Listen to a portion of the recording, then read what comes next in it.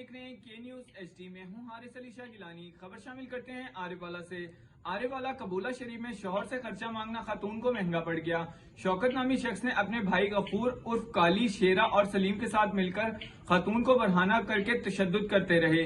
मुलजिमान तशद्दुद के बाद खातून की हालत गहर हो गई। मजीद तफसीलात जानते हैं शफीक भूल की इस रिपोर्ट में। मैं अपने बंदे को खर्चा मंग दिया से मेरा बंदा मैंने मार कुट के घरों बाहर काट दिंदा।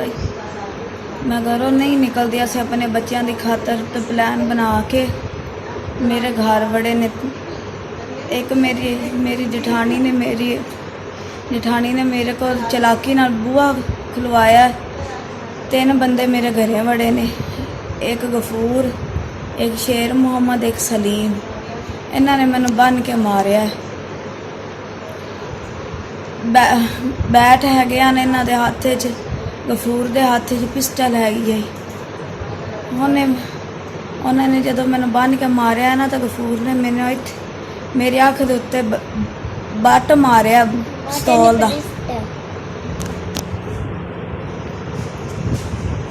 उतो जो मैं छड़ा के बाहर बजन लगी, मेरे बंदे अगों गली दे विच मेरा बंदा सड़क के उत्ते 5-6 बंदे लई खड़ा है।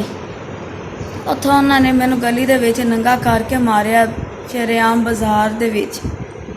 मेरी जान लैन की कोशिश की गई है। मेरी जान लैन लगे हैं, बच बचा के मैं निकल आई हाँ।